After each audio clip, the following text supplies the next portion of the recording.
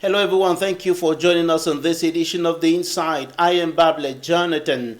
Today, we are having a conversation on the imperative need for Cameroonians, Africans, to come together and make a difference, especially at this point in time when the living conditions of the people in Cameroon, in many African countries, is very poor, and a lot of cries coming up from left and right for change, cries for change in Cameroon, change in different parts of the African continent, notably with regards to the urgent need for the improvement of the living conditions of the people, the living conditions of many Cameroonians who are living below the poverty line, the improvement of governance across the African continent, more specifically in Cameroon with regards to the forthcoming presidential election and issues that have been happening in the country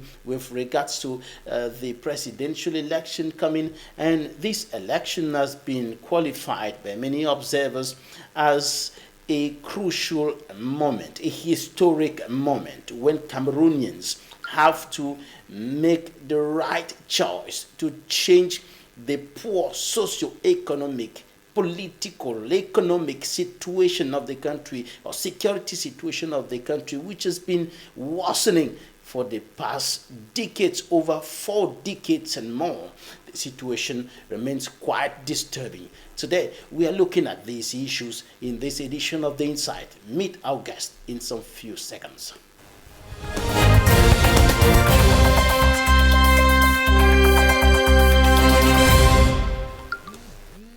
Our guest today is joining us from Georgia, United States of America. His Royal Highness FOSANOH Blaise is the chief of Quingala village in the Libialem Division, southwest region of Cameroon. He is the Secretary General of the Cameroon Community of Georgia, Camoga, a philanthropic entrepreneur and founder and chief executive officer of the FOSANOH Foundation and general manager of First Tires and Auto Care in the United States of America. His foundation aims to touch lives across the world, most especially orphans and the less privileged. He has impacted many orphans in the littoral and southwest regions of Cameroon, and of course vulnerable displaced women in the northwest region of the country. He has been distinguished with many leadership awards in 2018 in Lexington, Kentucky, and 2024 in the Huntsville and Alabama. The Secretary of State of Georgia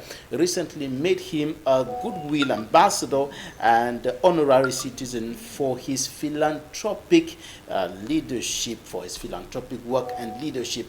His Royal Highness, thank you for joining us today. You are welcome, Mr. Babla. Now, Thank Your you. Royal Highness, I want to have your thoughts about some recent happenings in your home country, in Cameroon. The living conditions of the people is very bad. The bishops cried out during their 48th National Episcopal Conference seminar, the seminar of bishops in Boya, and they said the situation is very disturbing, with many Cameroonians living below the poverty line, unable to have 3 square meals a day. You are in the United States of America. Certainly you're not experiencing this, but you have information about what's happening in the country, the cries coming from your people, even your people in Quingala village in the Lebialem division in the southwest region of the country. What's your take on this? Well, Mr. Babila, before I start, I would like to say hello to all the televiewers of Equinoxe TV, the People's Channel. And my thought on this remain very, very sad. I'm saddened I've been saddened for a very long time now that we are in this crisis situation. And hopefully we still we are still very, very positive, and I'm 100% positive that there will be an end to the crisis anytime soon or anytime from now. And I trust the job that the government is doing, the mediation that he's bringing on, we already had the first national dialogue, which we think we should have more dialogues on the tables where we can talk, discuss, and grant, grace to most of these our brothers and sisters that were involved or that has been incarcerated for this purpose. So we are still pleading for the government to look into it. You know, as traditional rulers, we are leaders of everybody, the good ones, the bad ones. So in our dialect, we used to say, when you read a child with this hand, you take him back with this other hand. Yes, we are at that point where we really need the government, to show some love to his people more and more and put an end finally to this situation. It's very bad and it's sad for all of us. Even here in the United States, we are witnessing it, we are looking at it with our eyes, and we are crying every day with the hope that one day the situation will be calm and my people should be able to fully return home because they have started going back home to the village. But we pray that we should have 100% return back home. That is my prayer for now. Right. The situation is further compounded by the security situation in the northwest and southwest regions of the country, the armed conflict raging there for over 8 years now. And your people in Kwengala village are also feeling the effect of the crisis that's been pulling on for over 8 years now, and across the northwest region and even the nation at large, with the economic consequences of the armed conflict raging there.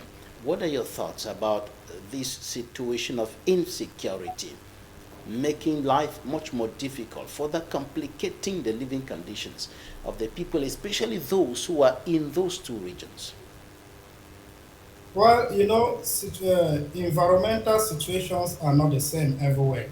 I can always speak on behalf of the situation of my own division, the BLM, or uh, where I'm from, our subdivision. We have three subdivisions in the BLM. We don't have the same situation. The situation in Alor might not be the same in Fontem or in Wabane subdivision. So in my own place, my own subdivision, we are having a good return to peace. The villagers are getting back to their farms, to their and education is going gradually. It might be slow, but it's going. Myself, I have donated a scholarship to students with my foundation last year. So this is to encourage those students that are still going to school and that return home to continue to further their studies. Believe me, Babila or not, nobody is happy when the children sit home for this long without going to school. We want to be educated. You and I are here talking today because we were somehow educated.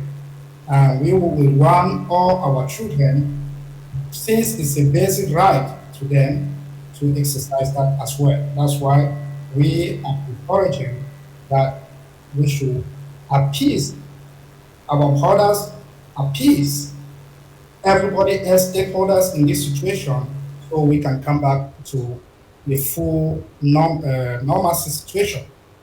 So the security at my own level is a little bit calm now, and we have all the institution functioning, all the delegation at work, the subdivisional officer of ALO is at work, the prefet, the senior Dio of the BLM is at work, so all the delegates are at work.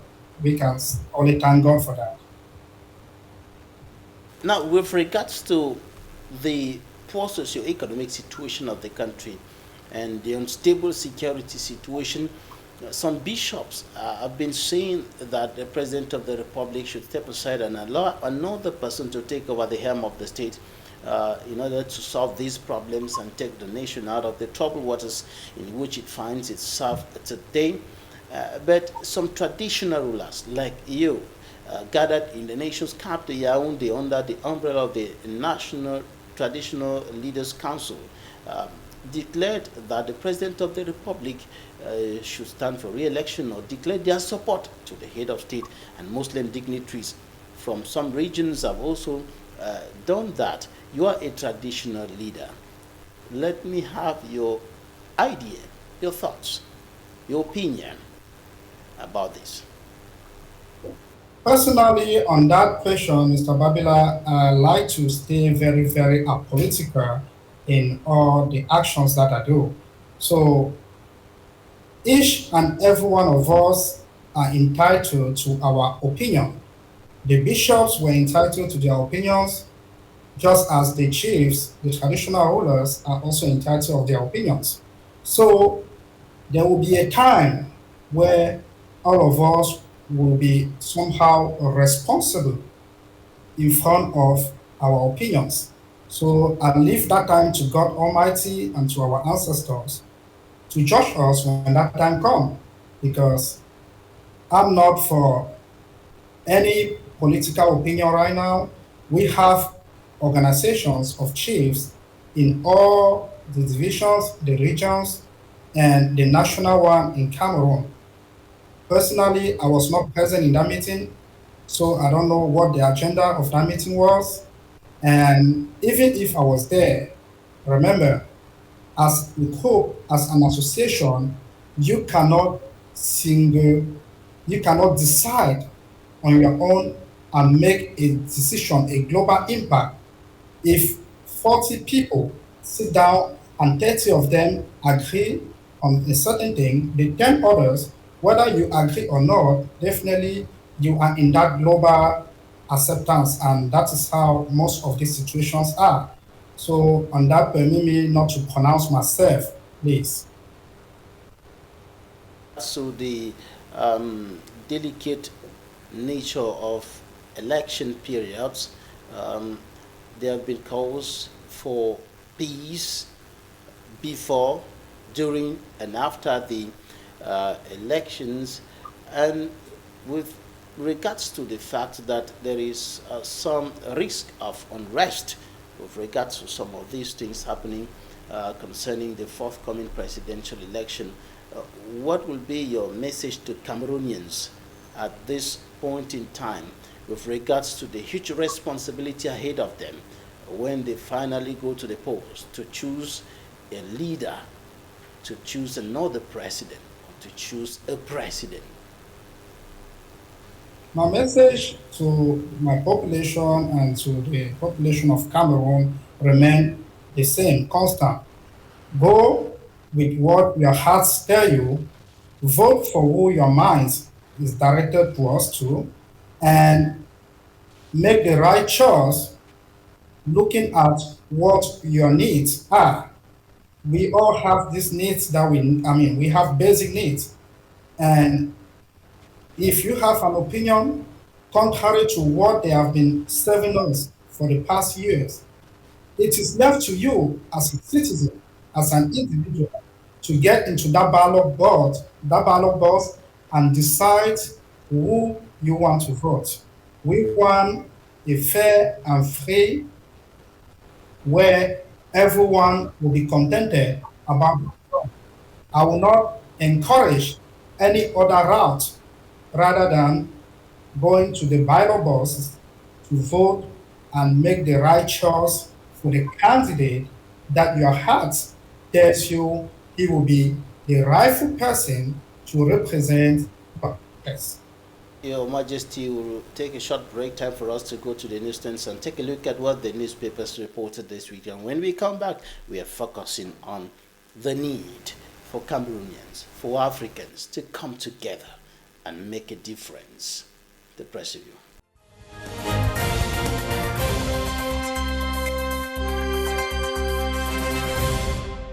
The Post reports that U.S. President Donald Trump is to deport 1,736 Cameroonians living in unlawful situations or having criminal records. The paper questions if the Cameroon Renaissance Movement CRM National President Professor Maurice Kamto will make the presidential cut amid an eligibility crisis. Meantime, the Guardian Post reports that Honorable Jean-Michel Nincher hints on endorsing Professor Kamto as candidate of the Front for Change in Cameroon FCC, though the party is not legalized by the Ministry of Territorial Administration. Another issue of the Guardian Post, municipal updates, and the Median highlight traditional leaders' support for President Paul Biya ahead of the presidential election. In another issue of municipal updates, Muslim leaders beg President Biya to seek re-election. Cameroon Insider, voter registration drive in Northwest and Southwest, the game plan to beat peculiar challenges. Cameroon Tribune calls for reparation for the atrocities of the French colonial administration in its fight against nationalist fighters in Cameroon between 1945 and 1971, as documented by the Cameroon-France Memory Commission. The Guardian Post tells its readers that the interim Minister of Mines has said the government will pursue the exploitation of industrial mines, while the Herald Tribune says Professor Fu Callistus Gentry has vowed to implement President Biya's directives.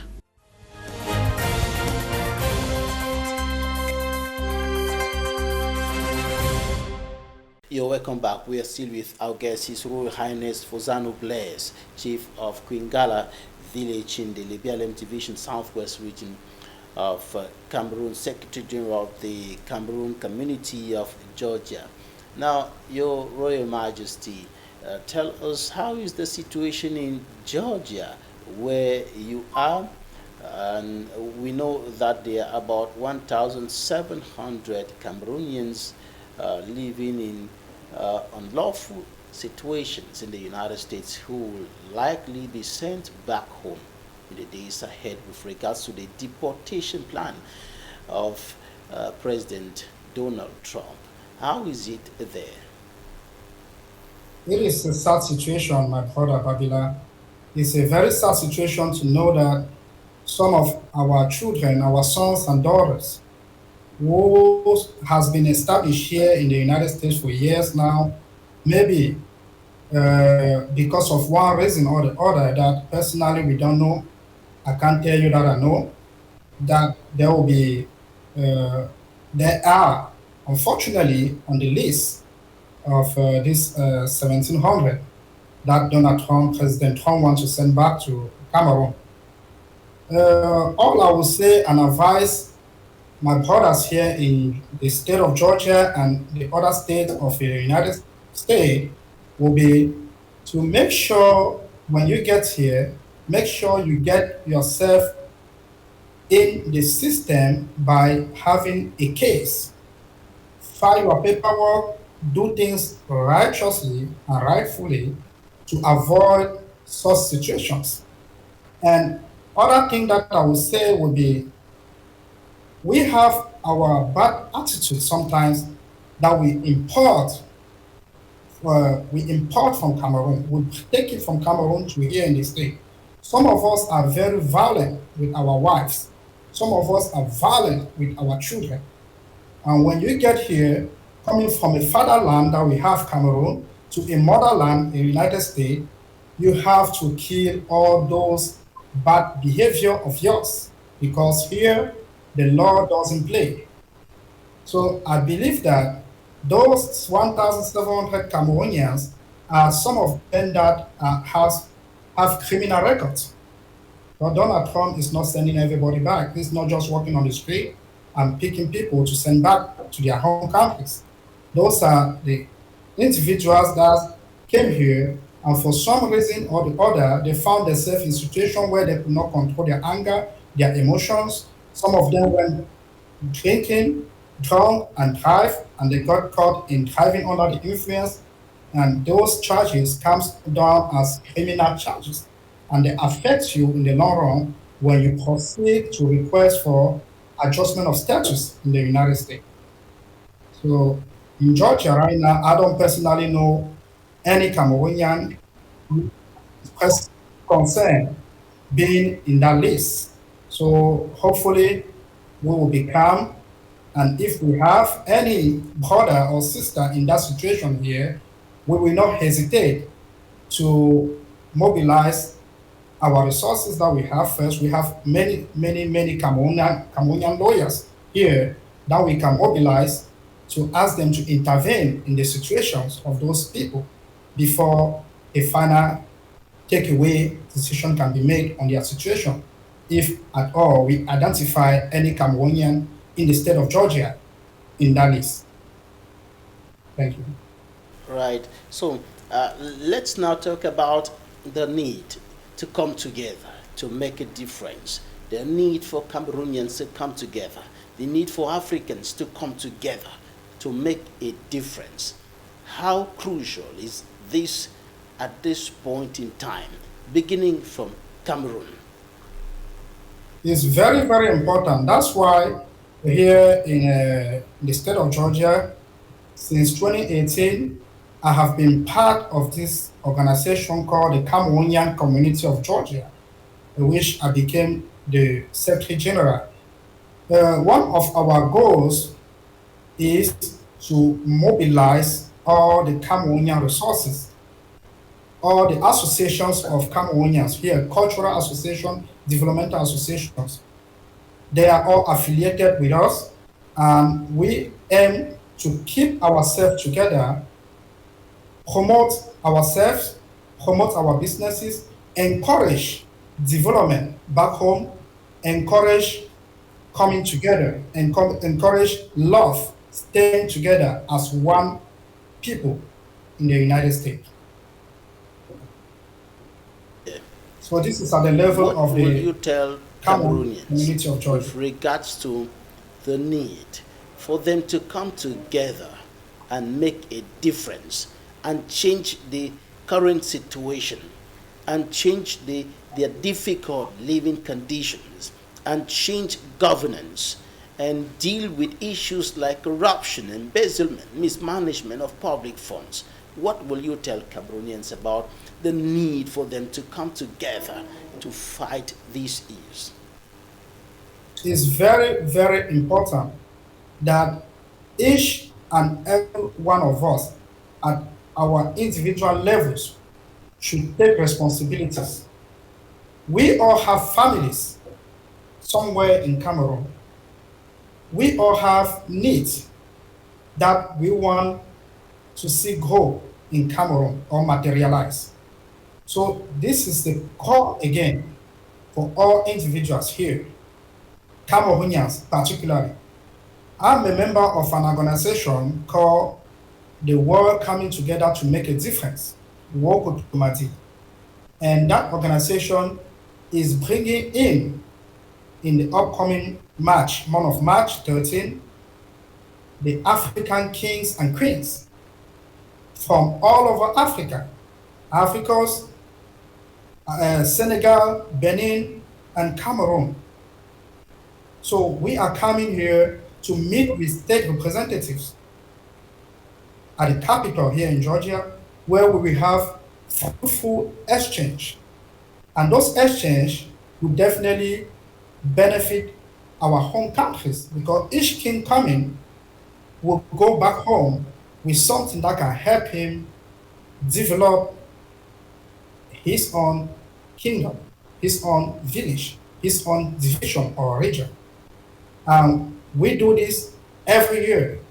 It's a long-lasting relationship that we are creating with this particular state of Georgia, and we are expecting all these guests to be here so we can together create that global impact and at our various levels of execution.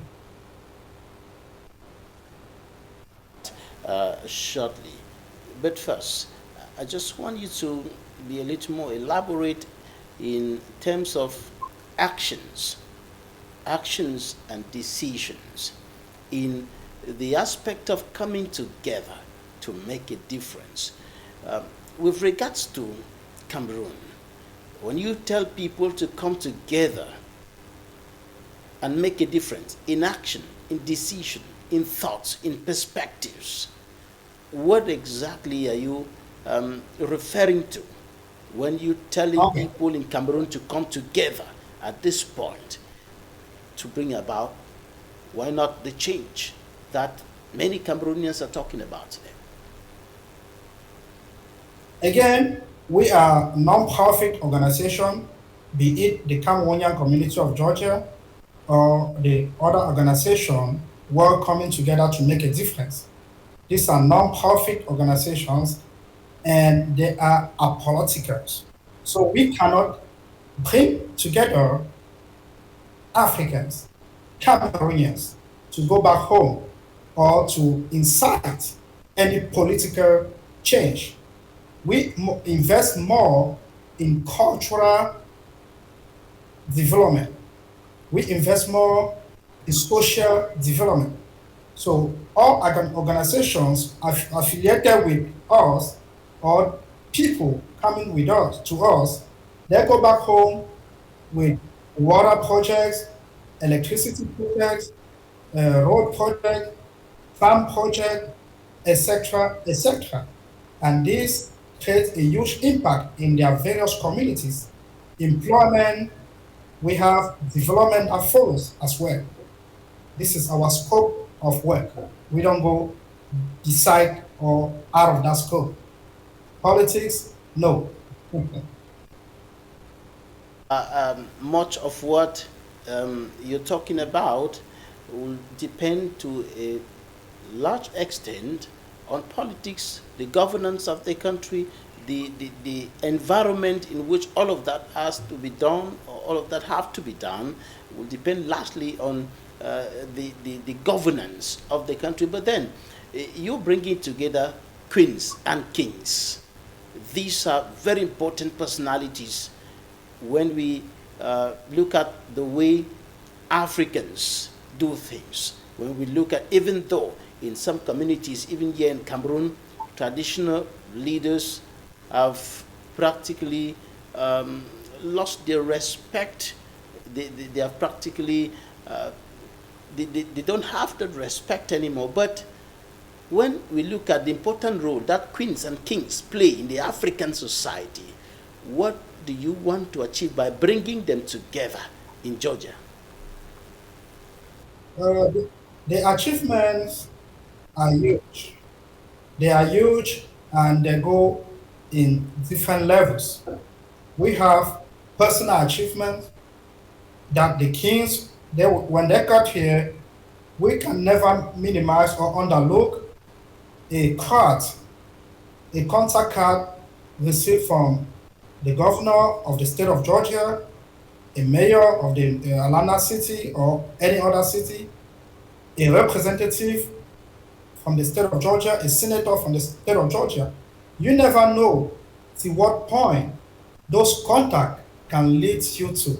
So at the personal level, it's a big, big gain for those traditional rulers visiting the United States or Georgia.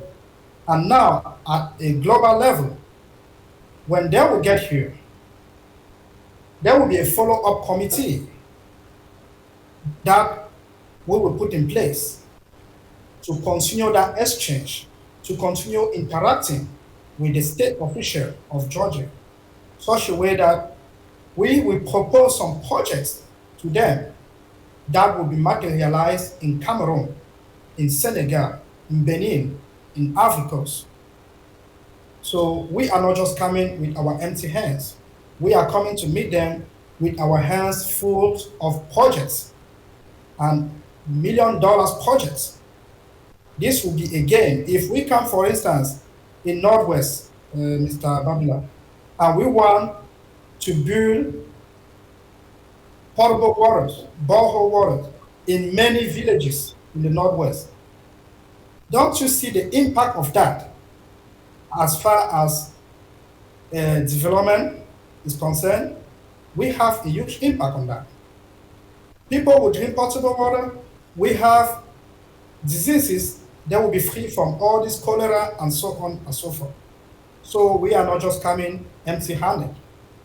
There will be a follow-up on that, and definitely at all level, be it individual or collective level, we will benefit. Our communities will also benefit from those meetings. The kings and queens will be coming from different parts of the African continent. Can you give us more That's information on that? right. Yes, we have the president of the Pan African Traditional Council and Customary Authorities. He is a Cameroonian. He is coming with his delegation, if not his executive. And his delegation is made of every other African kings and queens that are part of the organization. They are from Benin, they are from Ivory Coast, they are from Congo, they are from Senegal for now, and every other people that will be joining the organization, we will be receiving them here in the United States. You also be discussing efforts to restore the authority and respect of traditional rulers in areas where the traditional administration is somehow under some kind of attack with regards to the respect that is given to traditional rulers. Here in Cameroon, for example, in many parts of the country, in the littoral, in the center region, and other parts of the country, even in the southwest region, traditional authorities are no longer as respected as they used to be, and no longer having that authority that they wield upon the people. And this could be a hindrance to all your efforts to bring about change in terms of developmental activities within the communities. Are you thinking about discussing this with the traditional leaders, the queens and the kings who will be coming? Definitely, there's a need returning back to our roots, because I feel like there is a disconnection between traditional authorities and their ancestors. Our ancestors were they had a certain way to do things and keep their authority, their respect vis-a-vis their population. Unfortunately, nowadays, we, the traditional rulers, I would say, have failed to uphold and to keep those values, those ancestral values, to keep that connection with our ancestors and our population. I remember the population used to go to the palaces when they had issues. None of them were going to the police or to the gendarmerie. They were all going to the palaces, and the chief, with his traditional council, was able to resolve issues that the administration could not resolve. So, but nowadays is the opposite. Even us, the chiefs, when we have issue, we go first to the government, to the administration, before even thinking about our traditional council. So it is sad, it is very unfortunate that we find ourselves in that situation, and that is why I said we have that need. It's very important that traditional rulers get back on those roads and reconnect themselves back to the population and to the ancestors. Is very, very, very important. Unfortunately, we are where we are today. Hopefully, things will get to change one day. And that is a prayer that I have. Young as I am, I would like to see another generation of leaders, traditional leaders, who deserve the full and the entire respect of their population first. And secondly, of the state authorities, because we did not only lose that respect vis-a-vis the population, if state authorities will lose that respect. That's why you could see a government official with his pen writing stuff against a chief, a paramount ruler, who has been enthroned by inheritance. That is why we are facing all these situations nowadays. Our hope remains open that one day, through the sensitizations, through the community, the workshops that we are having internationally, we can have some positive impact and get back to our roots as traditional rulers. Interviews of the week now. We'll be right back in some few minutes. Interviews of the week.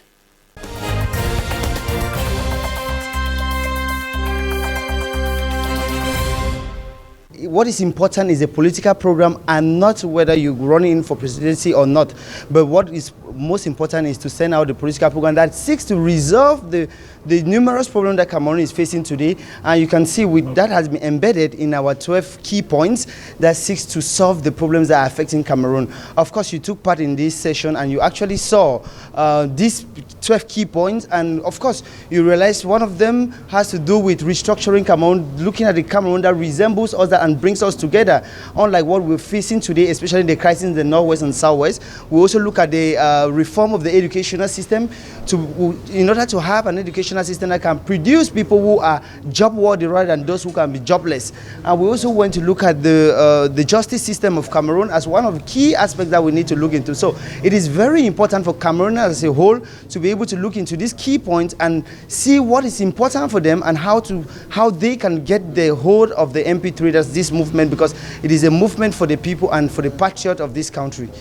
We've been able to sample opinions of Cameroonians out there before we came out with these 12 key points. Those opinions that we actually sampled, those opinions gave us the reason to be able to push this agenda forward, because the agenda is what resembles the Cameroonian people, what is going to solve the Cameroonian solution, give solution to the Cameroonian problem, unlike bringing solutions which may not be adaptable to the Cameroonian problem. That's why if you go keenly with our 12 points, 12 key points to liberate Cameroon, to uphold the real riches of Cameroon, then you understand that we are different from other political parties. A candidate will come later. That will be talked about later. But what is important at this point is to solve the problems that Cameroonians are facing.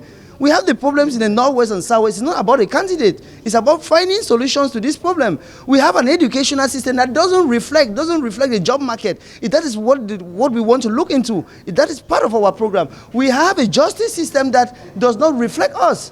We have a government that is it's almost consuming Cameroon taxpayers' money without any use. We seek to reduce the government from 60-something to 20. That is what is important at this point. Ministries. That is what is important at this point. It's not about a candidate. We've been seeing candidates over the years. What have they been able to put forward? Be a peace crusader, a preserver of culture like Dr. Lekefa George. Be like me. I'm actually a cultural ambassador. I'm Cameroon cultural ambassador. And that's why some people say, I see the flag all over Cameroon flag there. Yes, this Cameroon flag has been flying out here since 1999, from the 1st of June, which was my birthday, 1999, 1st of June is my birthday. The Cameroon flag has been flying out here and alongside the American flag, because it's my host country. So Chief Bajo Via III is a Cameroon cultural ambassador, and I'm going to make sure I maintain and work around the clock to make sure the Cameroon culture, tradition, and beliefs are followed.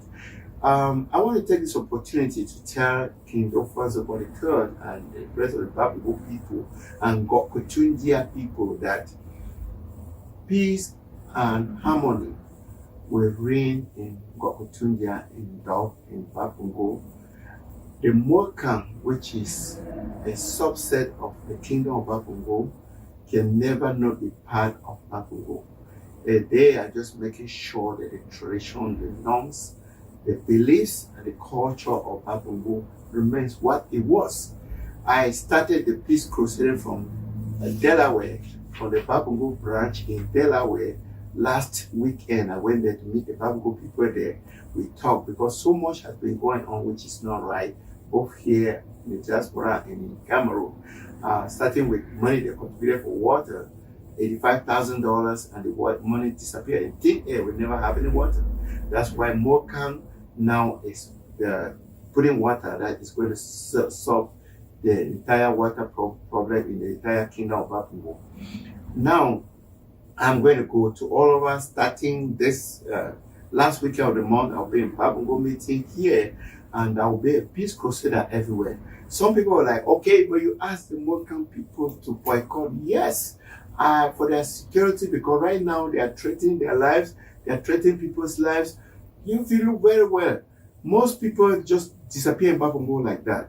If you look, the third in command, Forger, he didn't die the way he just gone like that. And we know that this was the hands of somebody. Somebody did it. The same one we have the chief of Finton Sweet.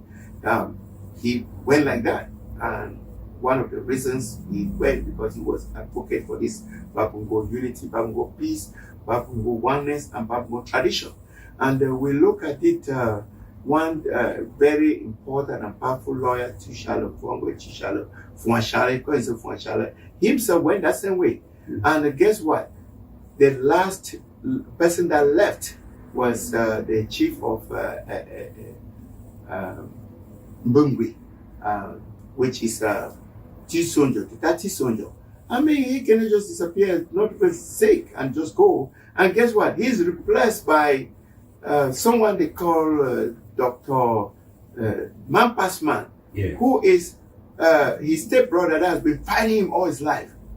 You cannot fight and kill somebody and they take you and put on that throne. That is extremely wrong. They are breaking people's wills. These people's wills have to be reinstated. They will be reinstated, and Babongo will be good, and Babongo will have peace, harmony, and everyone in Babongo will live a life that will be free of fear. Go everywhere in Babongo and build a house, build a compound, do what you want to do. That fighting, it has to end. Being scared and being afraid, you cannot be afraid in this modern time. So, I would say one thing, I'm begging the Babongo people and anybody on goodwill, don't fight anybody. We have the cameras now, we have the photos, and we have view, we have the phones, which have audio. Anything anybody doing wrong to you or to anybody, take it down in pictures and video and publish it in the whole world. Let's see who is destroying this Babongo. Let's see who is destroying it. And I'm also going to call on anybody who has pictures or audios about the concrete in Bamenda should go ahead and publish it so they see who is destroying, who is fighting, who is causing Babongo to go backward. And from now on, I want to beg Babongo people to know that I'm the next king. The boy is ahead. Let everybody take his place in Babongo. The king said himself that I should come back and take my position and make sure that Babongo will become what it's supposed to be. We are all now, it's going to be all hands on the deck. Everybody in Babongo. If you watch a video of King Zofwan II, he said, when you see we so now all we be the Babongo this. Now all we, and he was showing the youngest who is there, the tallest, the shortest, everybody say, if you see us like this, don't ask where is the Babongo. Babongo is us. He didn't say Babongo is him. That's what we are trying to get this thing straight. Babongo is not what's anybody. Babongo is us. It's everybody in Babongo is Babongo. Bongo is Bongo. Bongo is not one person. Bongo is not me. Bongo is not King Nofwan. Bongo is not Fuanja. Bongo is Bongo. Everybody in Babongo.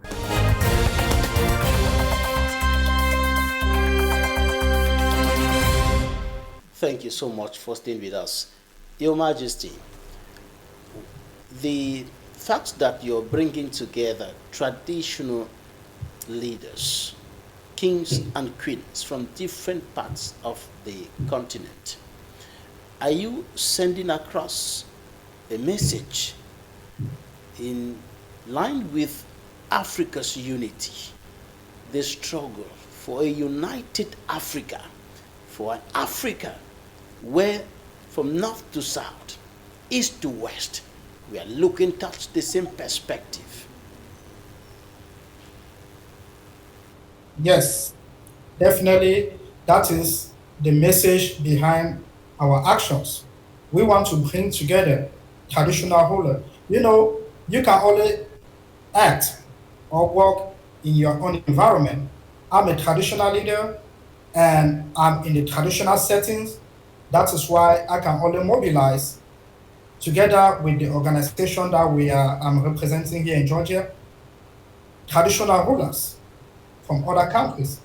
If we could mobilize president and put them in a setting in a hall and tell them and discuss with them to really have their thoughts about Africa coming together, we could also do that.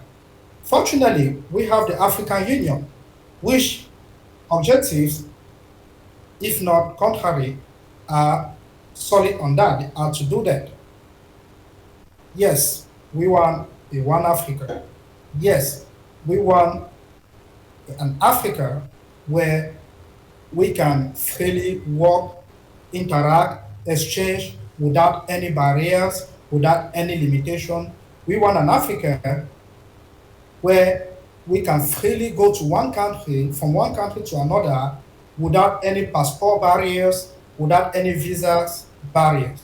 We want an Africa where we can reach love, we can live love, and we can share love within each other.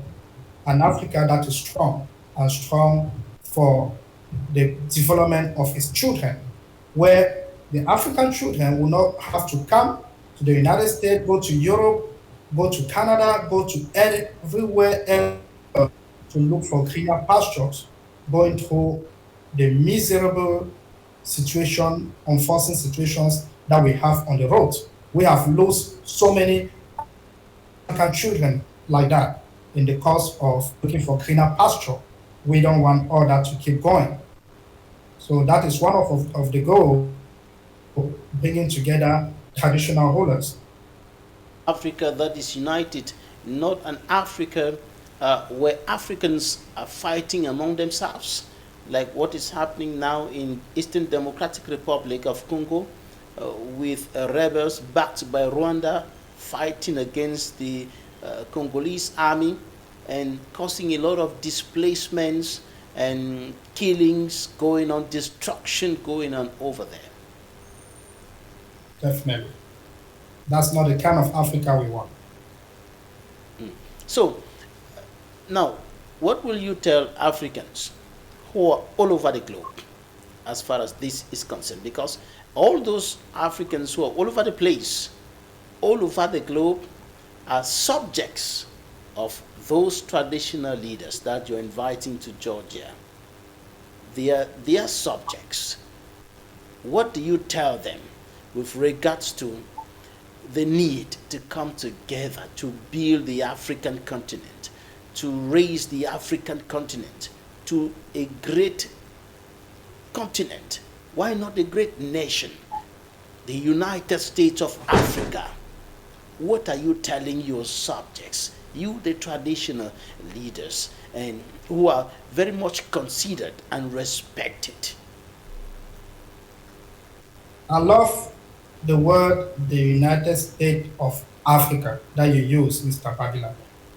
My African fellows, I would like to encourage us to have love, because love conquers everything. If I have love with you, Mr. Babila, I will not come and steal from you. If I have love with you, I will not come and take away what belongs to you. I will not come and try to kill you. If I have love towards a country, I will not wish that country downfall. I will not wish to see that country in war. War divides, war is not good. Look at what is happening in Ukraine. How many people have we lost so far? Look at what is happening in Congo, in Central African Republic. How many people are we going to lose before we sit down and share and cultivate love? We have that need to come together as Africans. Listen to your rulers, your traditional rulers. Listen to your leaders. Your leaders should be the one to guide you through this journey. This journey should be made of peace, peace, and peace. we gain nothing dividing each other. And these are the rules that the Occident or the Western has always used to keep us apart, divide and rule. We have to escape. I know we are wiser now to keep falling into that trap. Let love lead, my African people. Let love lead, please. And there are many Africans today, Your Majesty, who think that it is near impossible to make it in Africa, to succeed in Africa, to triumph in Africa, to make money in Africa. And when we look at the African continent, as rich as it is in natural resources, human resources, this is a paradox. What are your thoughts on this? It's the leadership. If you see any African country that is not getting developed or that is staying in one spot in terms of development, that country leadership does not want that country to emerge. We were in the same situation with China a couple of years back. We were in the same situation with India. We were in the same situation with South Korea. Where are those countries today? They are topping in their economy. All the IT jobs in the world are being done by who? Indians. All the gas stations in the world here in America are being owned by who? Indians. These are third world countries. How many decades back? Just like we were, most countries in Africa. But it's the will. If we all have that will to develop ourselves, there's no way development will not come. And that goes first from the leadership. The leadership should have at heart the best interests of their population. The chiefs of the villages, the kings, the queens should have at heart the best interests of their population first, not of any other individual. If we all do that, we all retrospect, reflect on how to redo things the right way, we will not have no Africa trying to live for greener pasture elsewhere. As you rather say earlier, we have everything we need to be a very, very powerful continent. African countries, wake up. Look, in the list that was published here to deport more than 14,000 foreigners back to their home countries, you will not see any single South African in that list. What does it tell you? You think South Africa don't like to travel to the United States, Mr. Bankula? Of course they do, but they don't see the need to come and stay here. They don't see the need to come here for work, to come here for money, because their country gives them that opportunity already. This is what we are pleading for our African leaders. Give the opportunity to your citizens to stay home. It makes no sense to train thousands of teachers, nurses, doctors. At the end of the day, they are going to Canada, they are going to US to go and exercise their profession. We are losing in these resources. It makes no sense at all. So let's look for a way to keep these resources back home.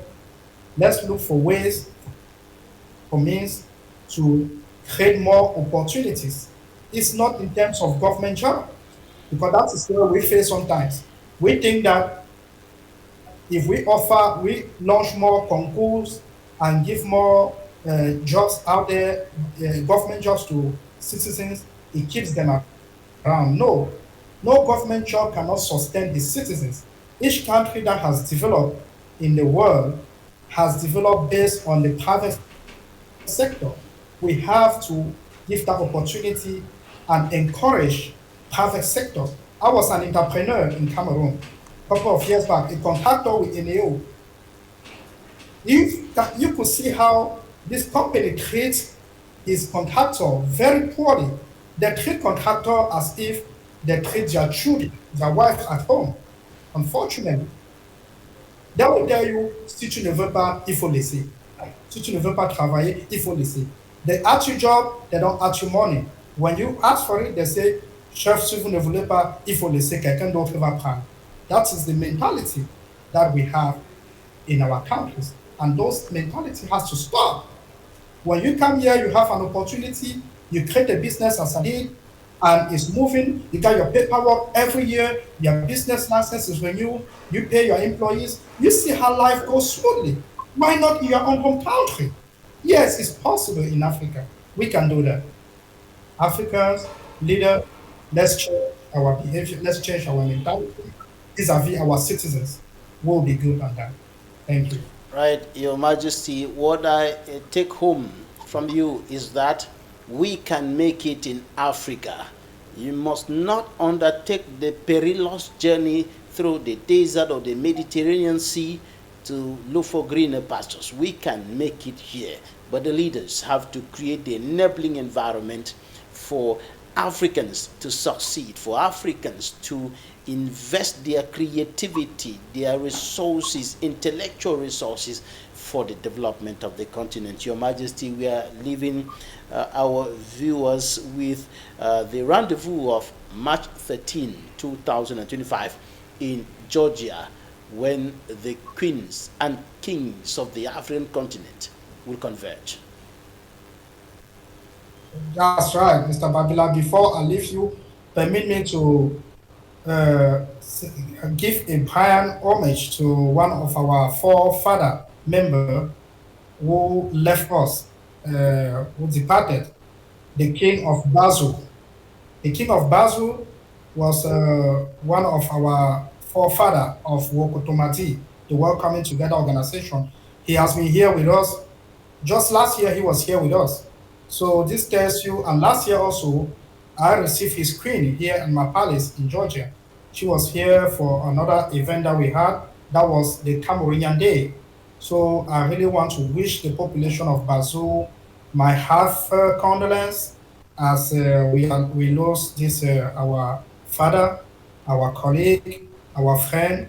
He was so dynamic to us.